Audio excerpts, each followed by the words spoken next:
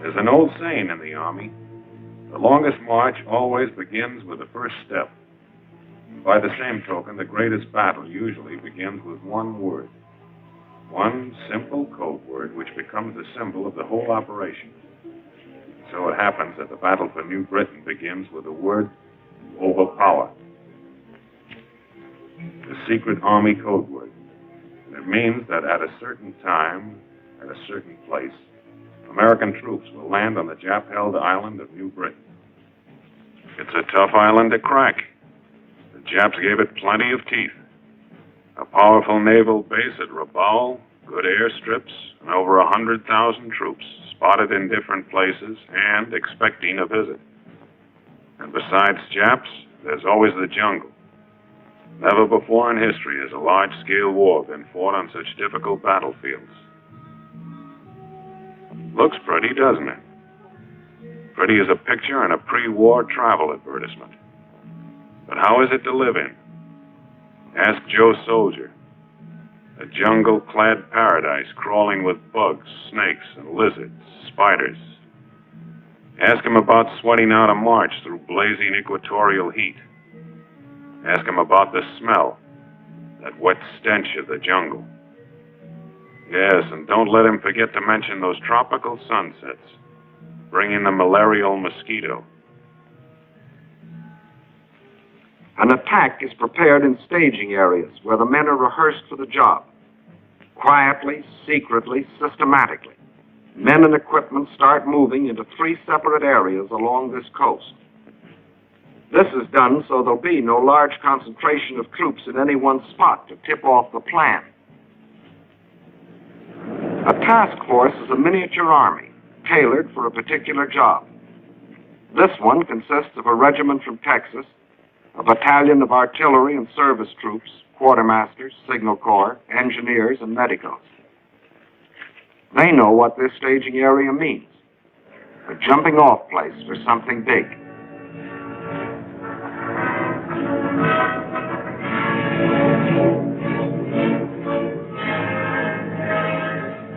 Out here, housekeeping starts from the ground up. You pick yourself a place and start chopping. It used to be hard work mowing the lawn on Sunday afternoons. Try mowing kunai grass with a machete.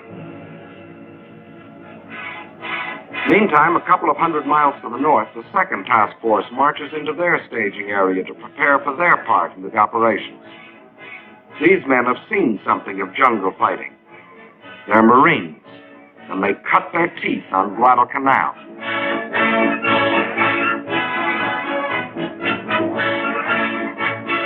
In the third staging area, it's more Marines, more guns, more shells, more thorns to press into the side of Tojo's Island of New Britain.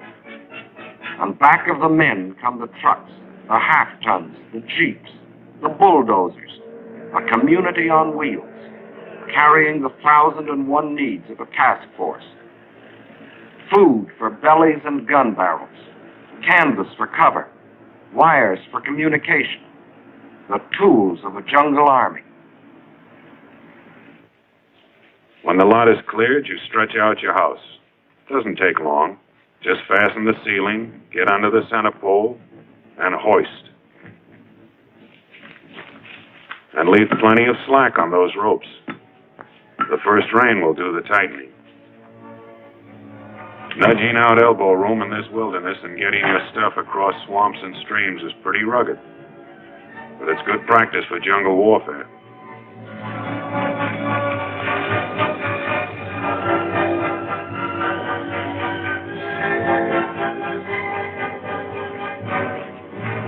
Bridges need plenty of attention. Mountain rains can swell these streams to torrents that can drown a truck. And transportation is important out here. When it comes to jungle construction, you can't beat a fuzzy wuzzy.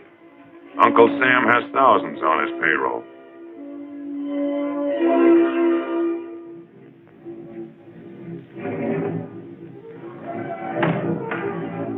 The foreman checks everything. Thatched roofs keep out most of the rain, some of the heat, and none of the bugs. And don't think these builders don't know the value of money. Money will buy a pig, and a pig can be exchanged for a wife.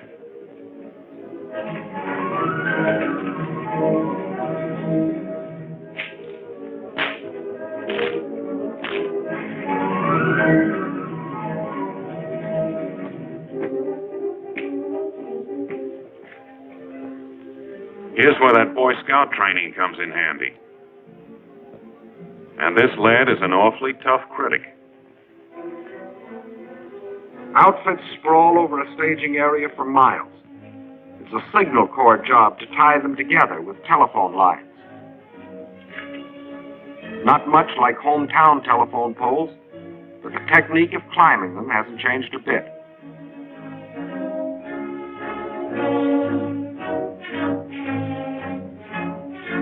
The nerves run back to the brain.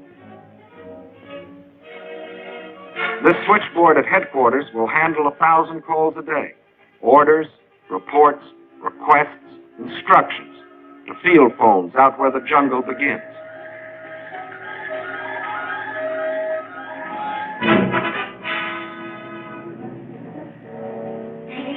When a Jeep or a truck is issued to a driver, that's his baby, and he keeps it clean.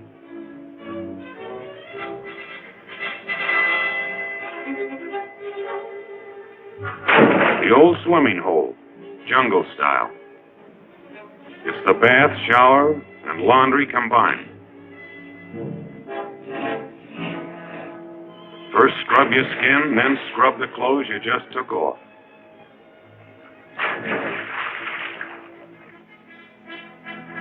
This may not be your favorite cafeteria, but it's the only one handy right now. And it's the quartermaster's job to see that the army is fed.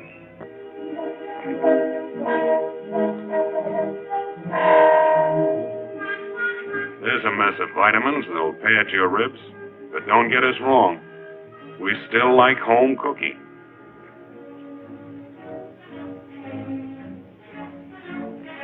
These are the canvas cities that Joe Soldier built out of jungle and kunai grass. Like their forefathers, these troops have tamed a corner of wilderness into a temporary home. 5:45, and the day begins.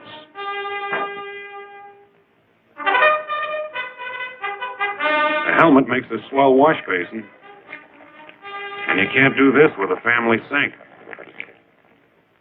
And now to work. It begins with the task force commander giving the details of the job to the men who are going to do it. There will be 2 landings on New Britain.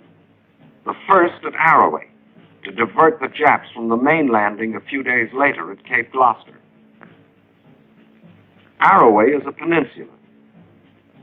A small force will make a landing up here in the enemy's rear, they hope, and move down the peninsula to join with the main forces who will land along here. Complete surprise is the main thing. Hit fast and hard. Gain a foothold before the Japs can move a large force against you. That's what unit leaders are telling them. A soldier has to know what he's supposed to do, where he's supposed to do it, and why. And this is the time to check your weapons. A gun jam on a beachhead might happen only once. The same thing is going on up in the Marine staging area. Weapons, equipment, and the men themselves get a personal once-over. Anti-aircraft protection stays on its toes, just in case.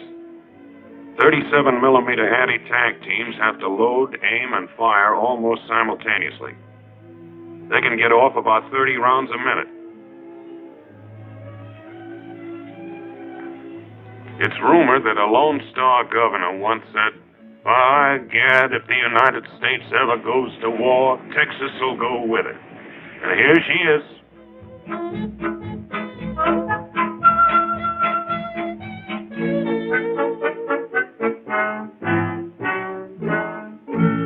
There'll be artillery, too, for knocking out Jap strong points. Sometimes it takes a flamethrower to burn out a pillbox. They work well in jungle warfare. That could be a NIP installation. Native fighters, or bongs as they're called, give our troops a few tips on the technique of jungle fighting.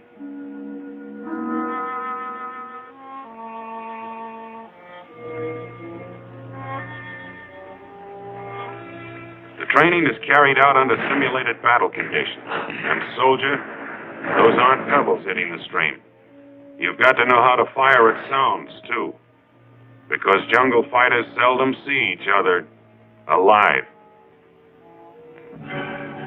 The last stages of training begin aboard the ships that will carry the troops to their mission. This practice ends in a full-dress rehearsal.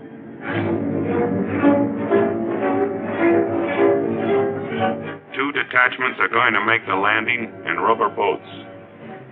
It takes a lot of practice to handle these.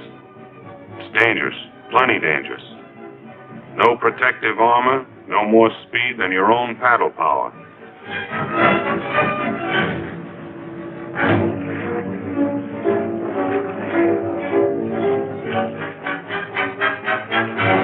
Regular types of landing craft may have trouble getting over the coral reef at Arroway, so buffaloes and alligators have been selected to bring the first wave of assault troops ashore. What's an alligator? It's an amphibious tank. What's a buffalo? It's an amphibious tank, too, but it's got more armor. They look like bad dreams, and they'll deliver the first punch. And now let's hear what the general thinks. The secret of your success is your squad and platoon leaders. They must get hold of their outfits and control them. But control doesn't mean bunching. The buffaloes will land in a wave. From then on, they're tanks. They crash through the underbrush. They knock out trees, followed by riflemen. You run upon a Jap machine gun nest. What do? You circle it, infiltrate, use grenades. And don't make the mistake of stopping to help a man who gets hit. You haven't got time. Let the medical men pick him up. So now, it's up to you. Remember, you can only go forward. You can't go back. There'll be nothing to go back to. Just grab a piece of beach and start shoving. Are there any questions?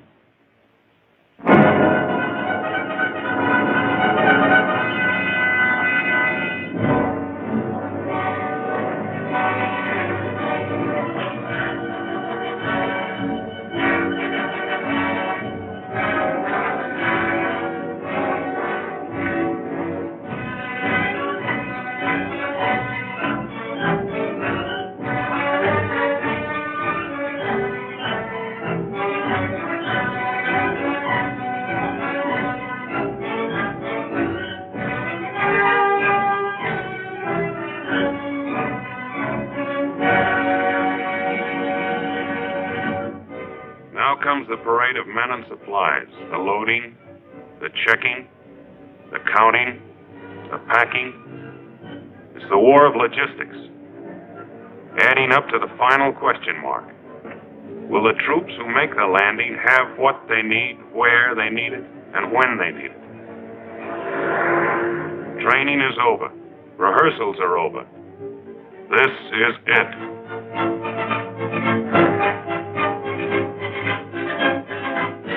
Remember, this is only one of 3 task forces, and it's going to make the landing at Arroway a few days ahead of the big stab at Gloucester.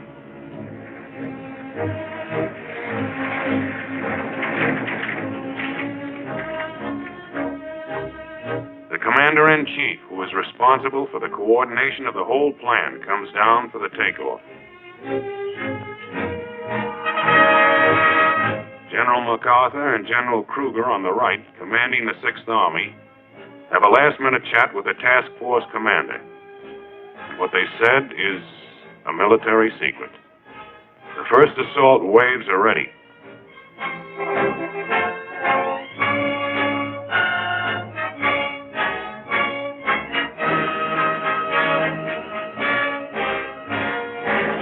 Time doesn't even wait on generals, and time is running out. This is goodbye, and good luck.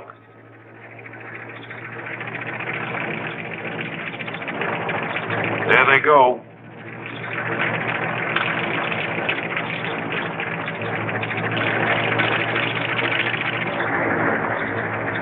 The buffaloes and alligators are going to load on the mothership.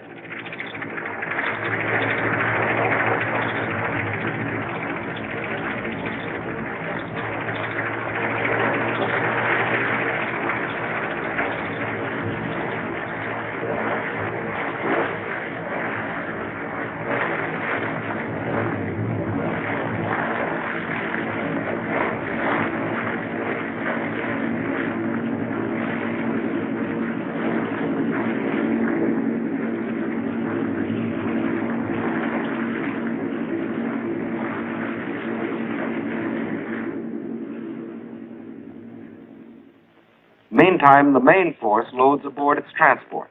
Once up the net, the landing craft that brought them will be hoisted aboard. And the rubber boat detachments move out to load on the destroyer that will carry them.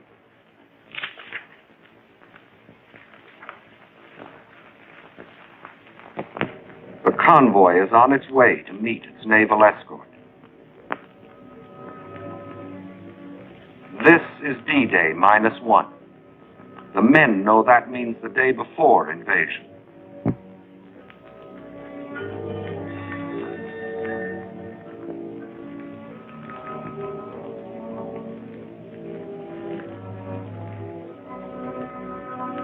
This last-minute check on weapons goes on aboard every ship, and nobody has to be told to do it now.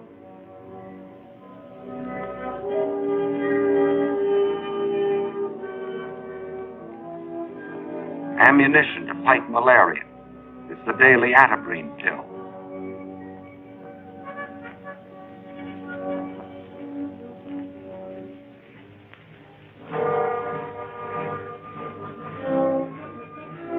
This, too, happens on every ship. Last-minute instructions to officers and non-coms. It's called briefing. They're fast. Whatever happens, keep contact. Message center will be in here. Get your messages back as fast as you can, of course. Keep your men dispersed. Cut out bunching. Look out for this high ground over here. You have to hit it from the flanks, I think. And above all, keep moving in this direction. You've all got compasses. We're at the rendezvous point. The task force commander leads to board one of the destroyers of the escort. And now the convoy will sail through the night to Arawi. Troop ships flanked by destroyers, led by minesweepers and sub-chasers. I hate to see that evening sun go down.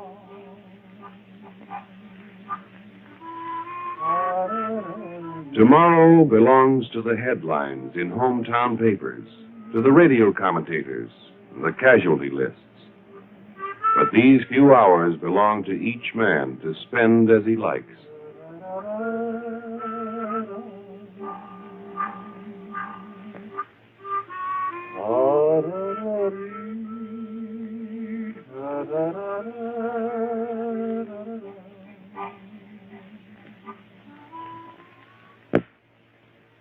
D-Day.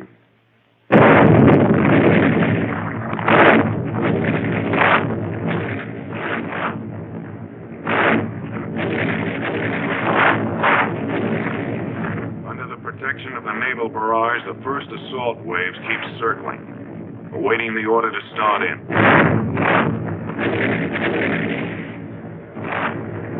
There they go.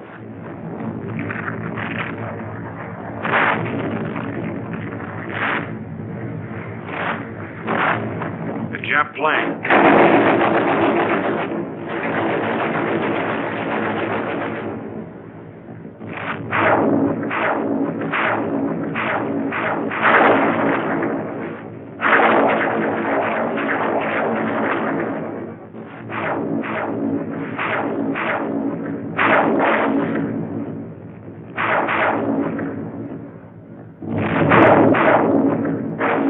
Rockets packed with high explosives. calling cards to clear the beaches of small arms fire.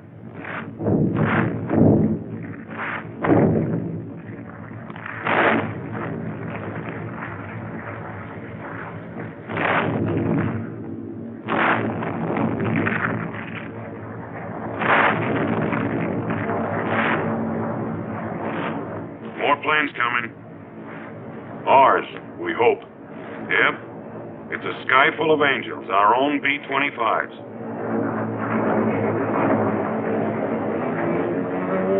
Now it's the Air Force's turn, and they know their way around. They've been softening it up for days in advance.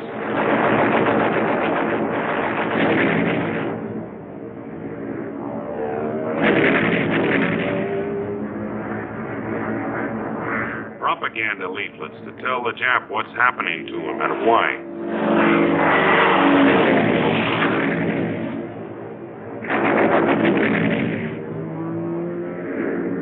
The naval barrage drove most of the Japs off the beaches up on the cliff. And that's where the planes work them over. Strafing may not wipe out a ground force, but it keeps them ducking.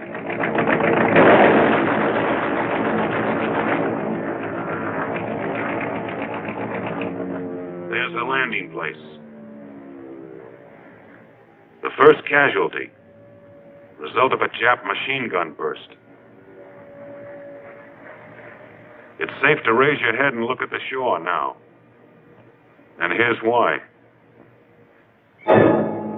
This is what naval barrage and air bombing can do to a shoreline.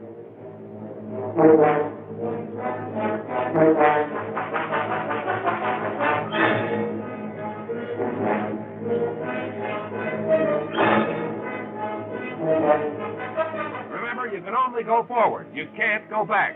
There'll be nothing to go back to. Just grab a piece of beach and start shoving. Still a few snipers around.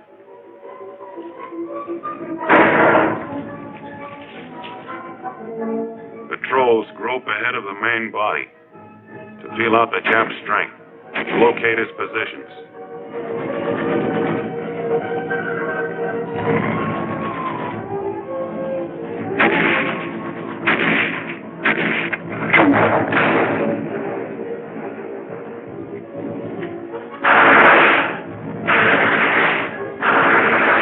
Assault troops keep advancing.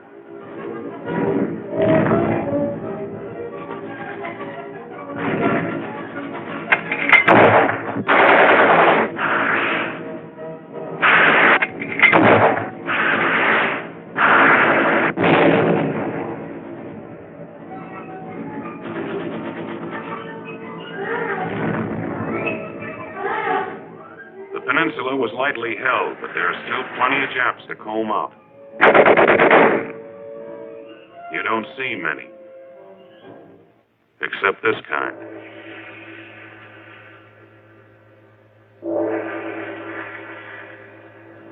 The objective is to push about 3 miles up the peninsula, then dig in and hang on.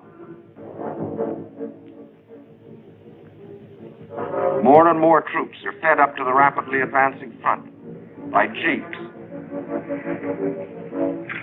alligators,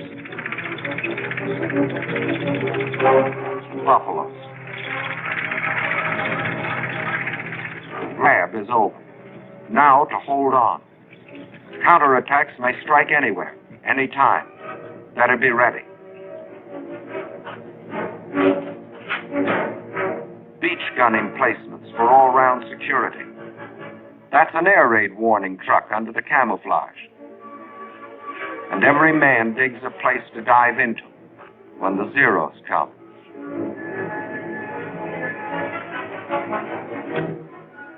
Communication keeps pace with combat. Switchboard and message center open for business.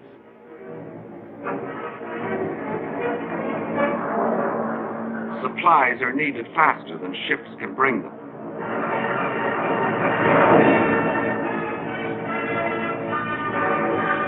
Parachute-borne ammunition coming down. But they don't always select ideal landing places. A job for the pole line crew.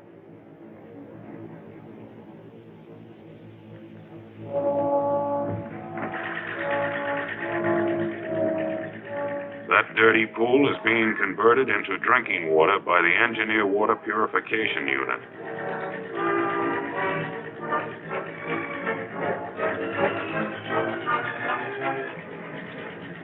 Men may one day forget many things of this war, but never the taste of chlorine.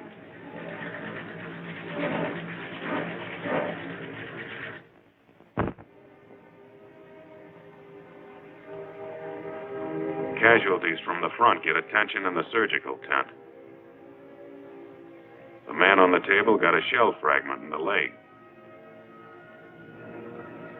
Enemy planes.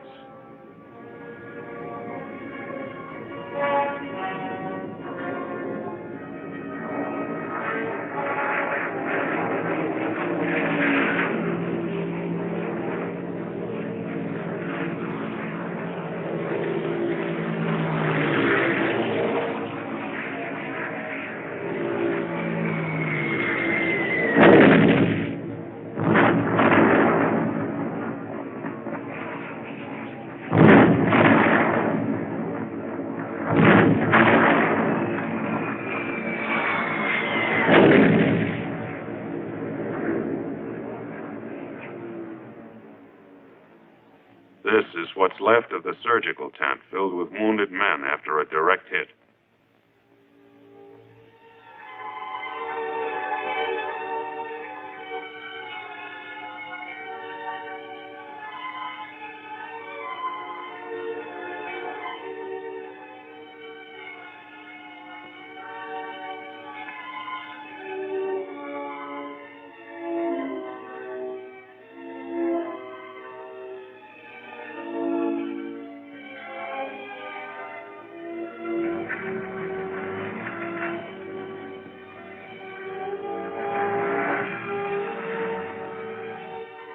For these men, the roads are longest. Having received emergency treatment, the wounded are evacuated to hospitals in New Guinea. This landing was a complete surprise to the Japs, so resistance was light, except at the upper end of the peninsula where the rubber boats went in before dawn. They met heavy machine gun fire before they could reach the beach. The boats were destroyed. The men were scattered.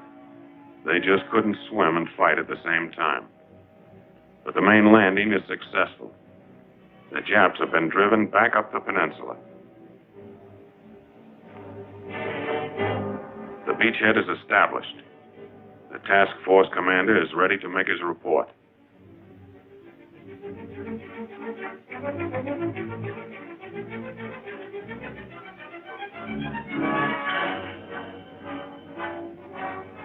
And now for the main event, the landings on Cape Gloucester. Arrowey was the feint with the left. Gloucester will be the right to the jaw. Here, here, and here. The forces will capture the airstrip and converge, setting up an American stronghold on the supply line to Rabaul. In the Marine staging areas, it is Christmas Day.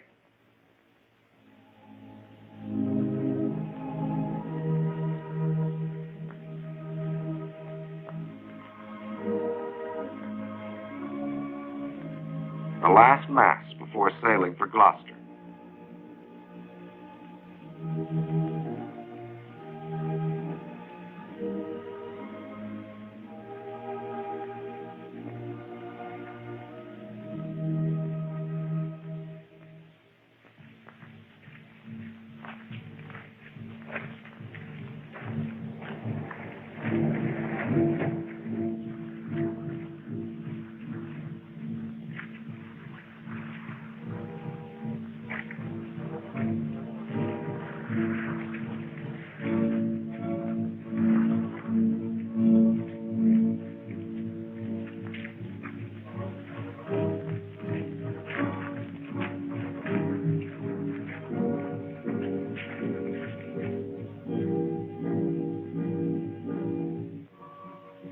Masses of men to land upon 3 separate beaches in the vicinity of Cape Gloucester.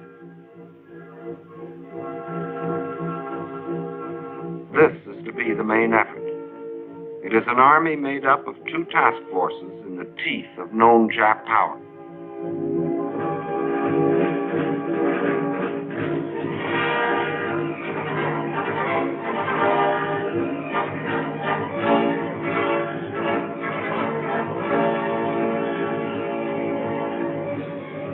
These two landings are the first stage in the neutralization and envelopment of Rabaul.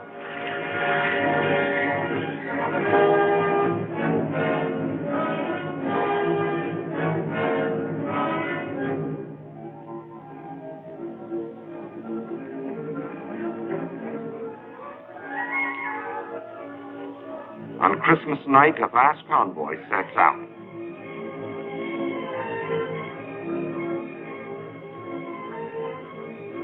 Cape Gloucester, New Britain.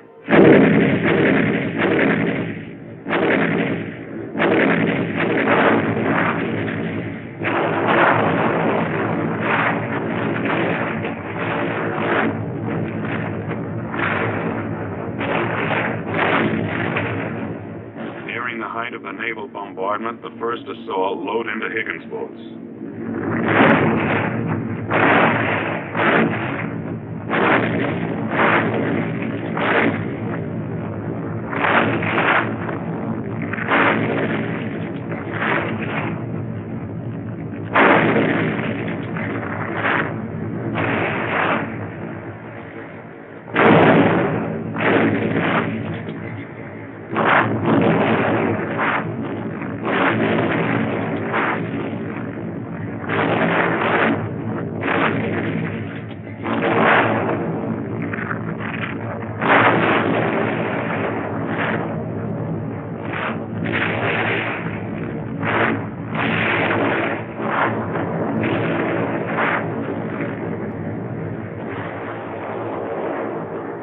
The umbrella of air protection arrives on time.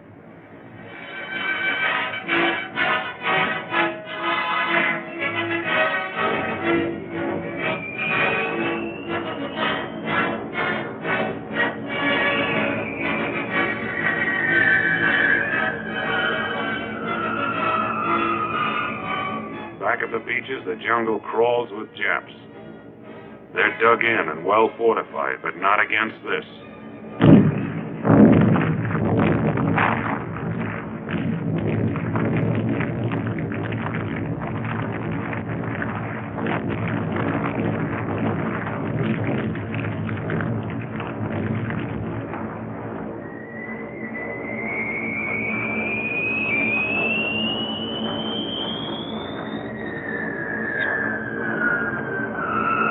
Bombardier once boasted he could hit a derby with a dime. Here's where accuracy really counts.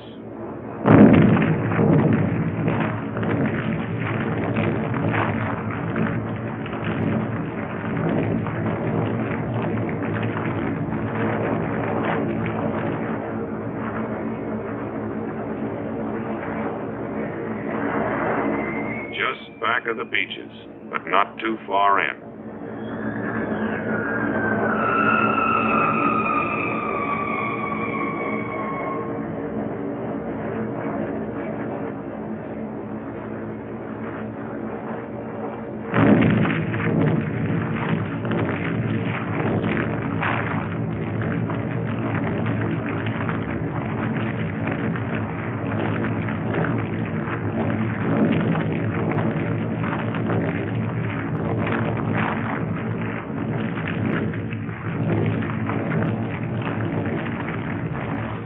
Boats keep moving in.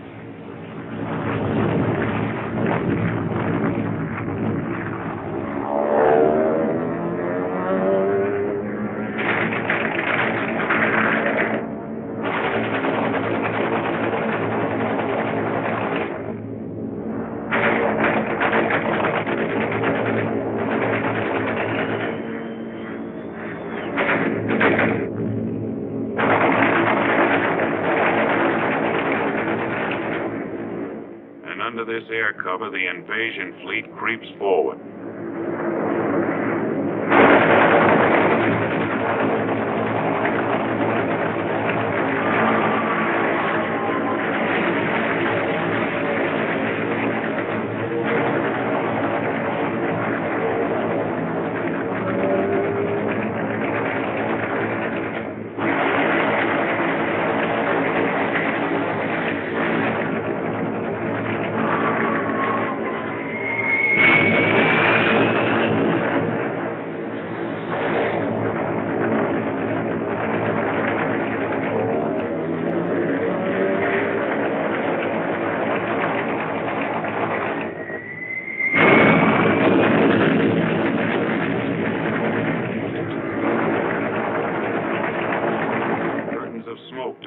our landings.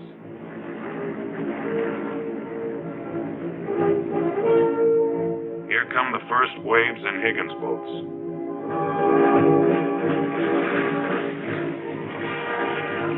Not ghosts from Pearl Harbor, but American boys.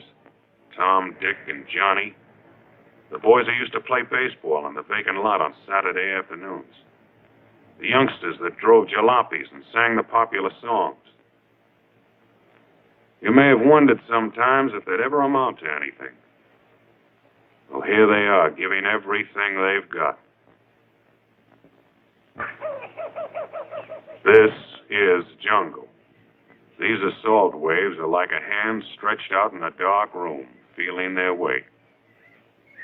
If they are stopped here, the main force landing behind them is stopped too.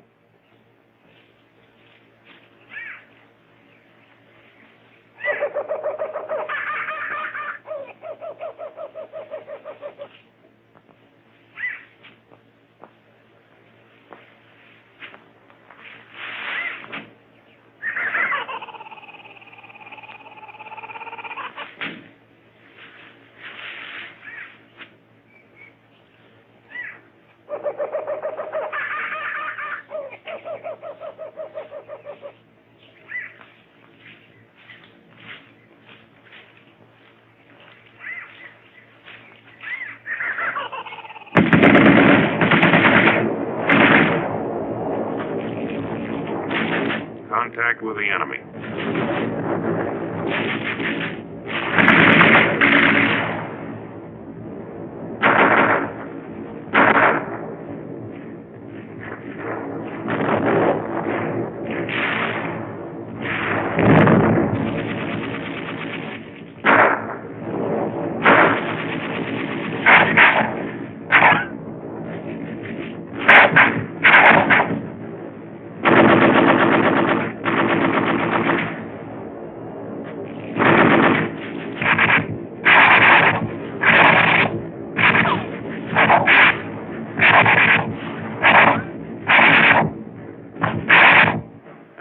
The landing craft infantry, called LCIs. They're bringing the main fighting strength to back up the assault wave.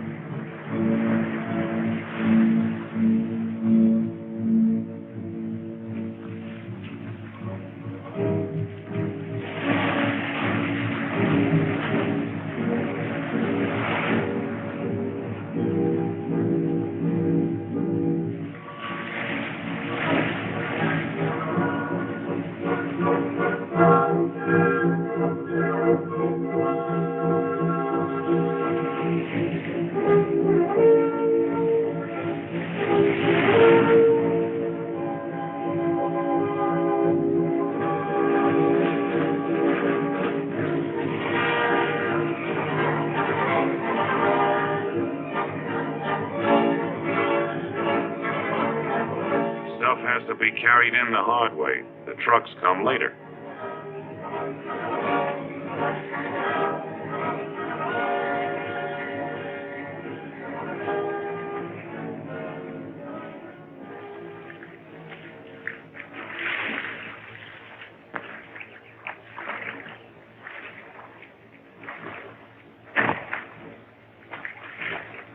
Digging in, up at the front.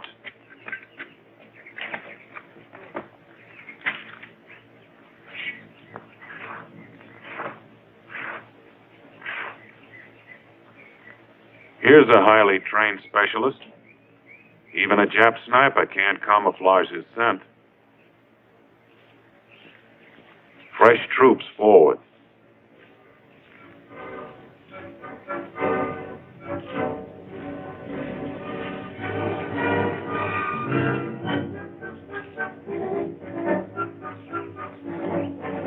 Wounded to the rear.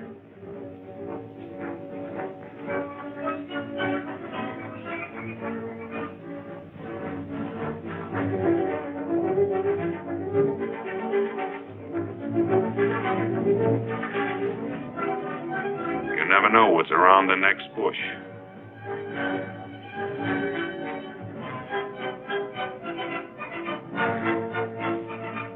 Japs aren't always dead. Better be sure.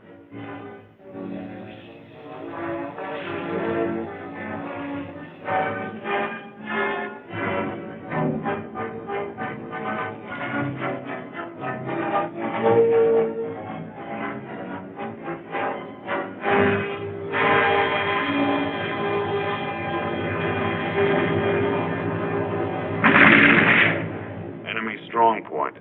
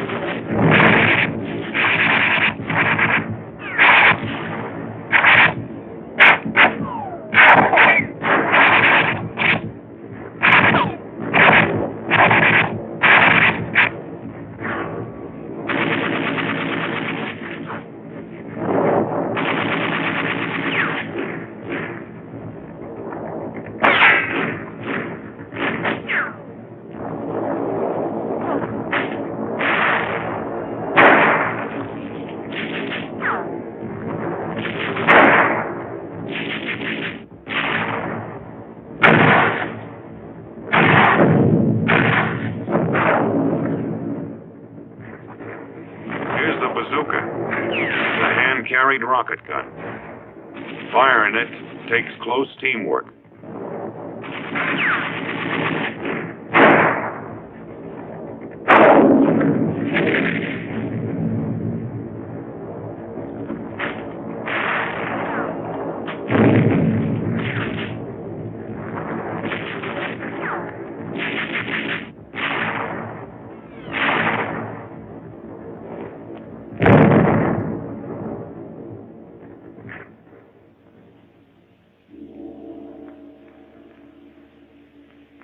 Hand grenades, mortars, bazookas, and flamethrowers did this.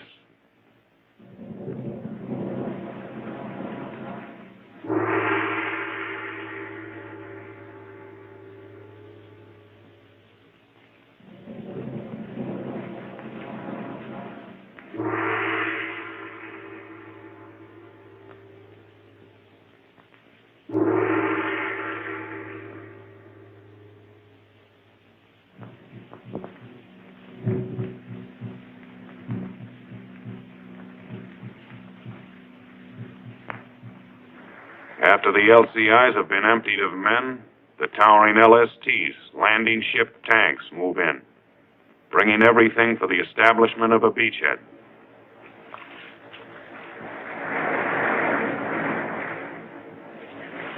This succession of ships, all in their proper order, thousands of men and tons of supplies have but one purpose: to keep a thin line of riflemen fighting their way forward into the jungle.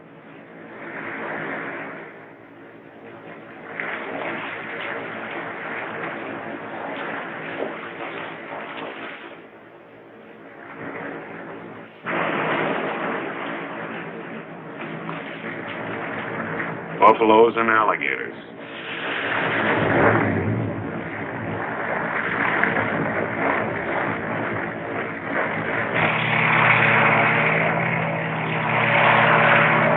Mechanized sledgehammers, smashing holes in the jungle wall.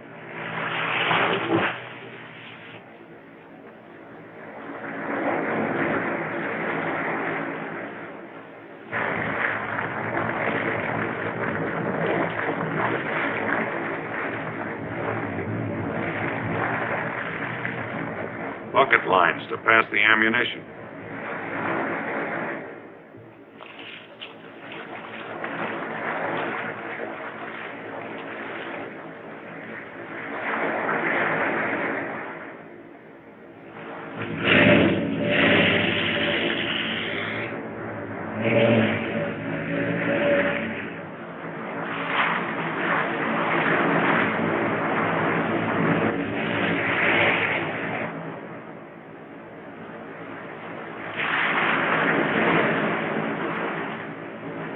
Jeeps do a lot of things, but they can't swim.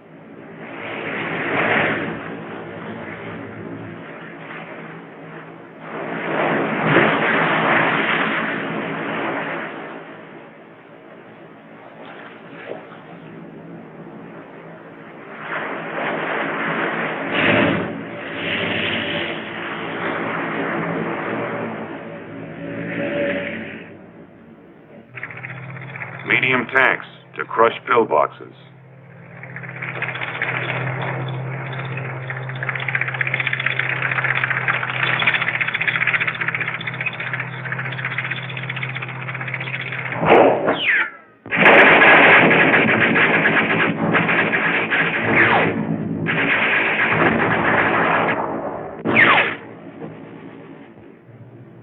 An hour or two later, the trucks roll in.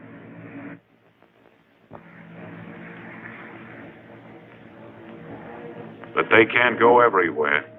Ammunition is being spent fast.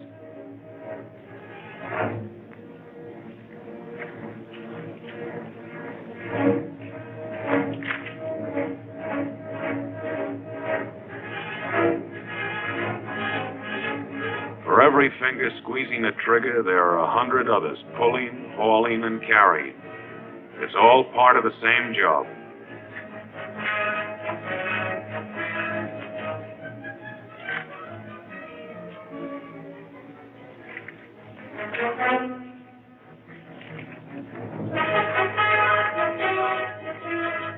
That's barbed wire they're carrying.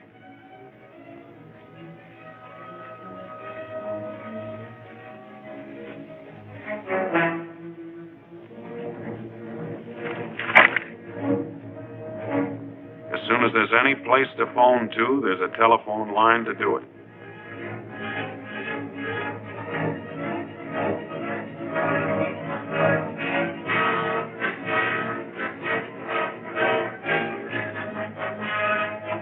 A final protective line against counterattack must be prepared.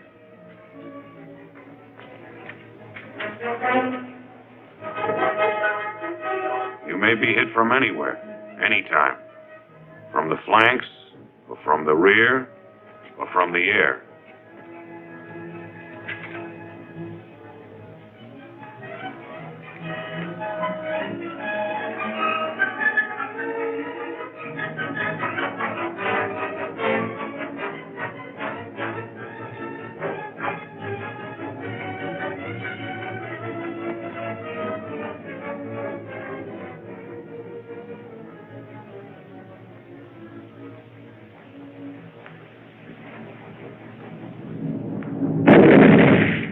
At 2:35, enemy dive bombers.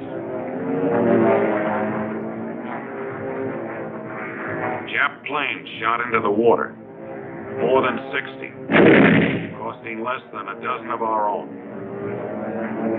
The Japs concentrated on the destroyer Bronson. That's the Bronson, standing on end, sinking fast.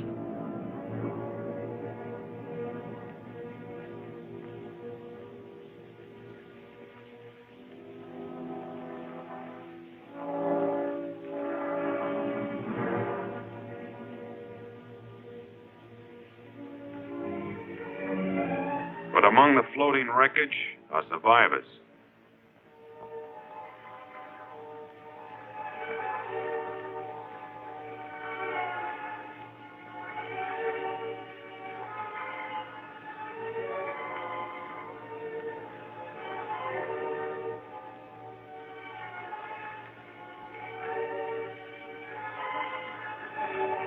Exhausted, some dying, some dead. Some with clothes blown off by the concussion of bombs.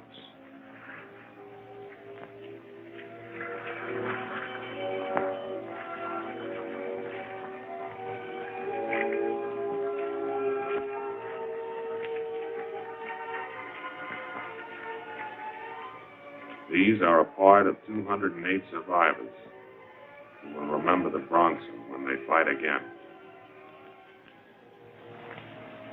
Back at Gloucester, it had begun to rain.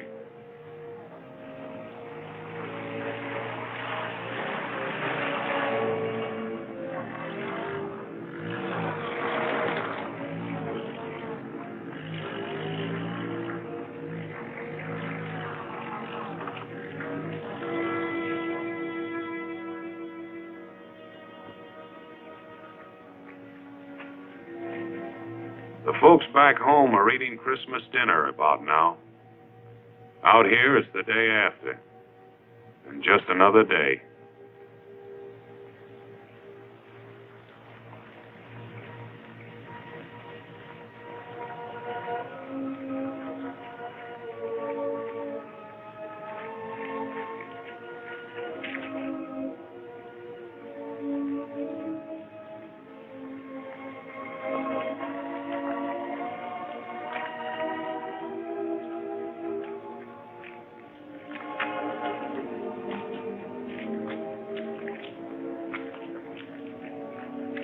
Just one more enemy.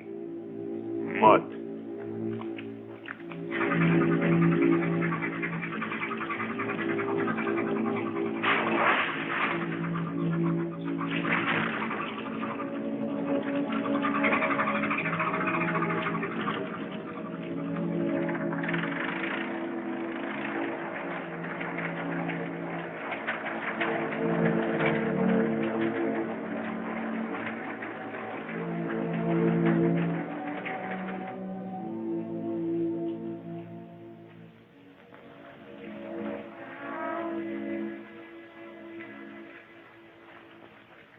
Information gained from prisoners confirms what we know. The advance is nearing its main objective.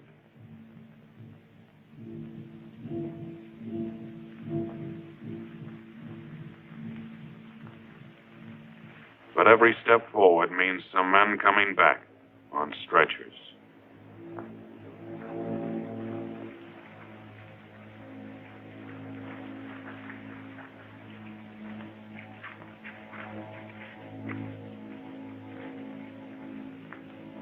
Sometimes it takes too long for the stretchers to arrive.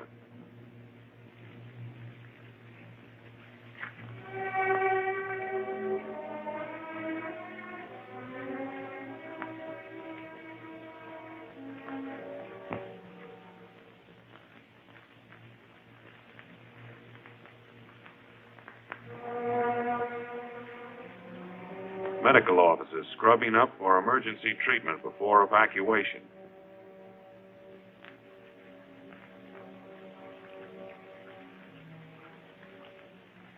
Country doctor, city surgeon, working together 25 hours out of the 24.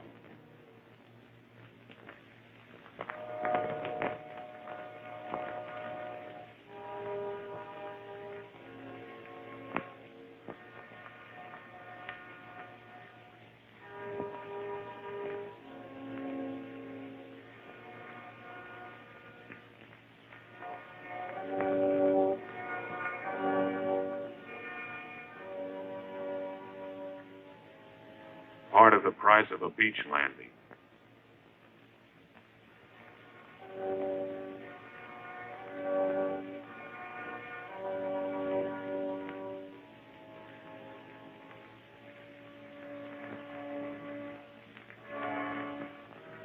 Yes, it's a wounded Jap receiving decent treatment and a cigarette.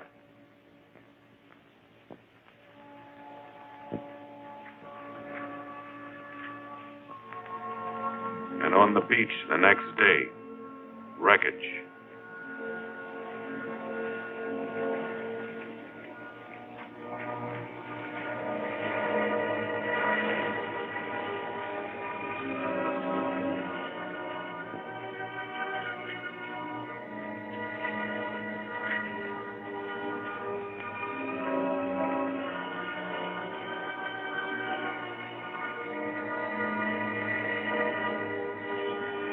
The rain and darkness of enemy waters, they're going back to hospitals in rear area.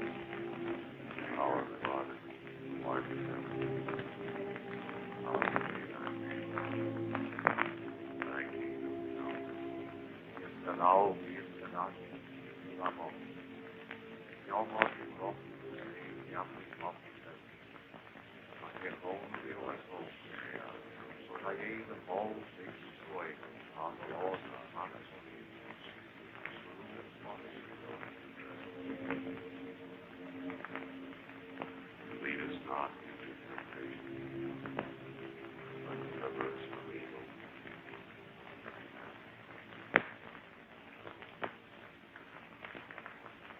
Fire!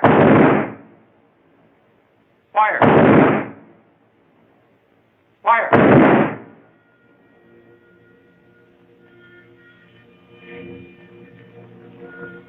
One day of American living.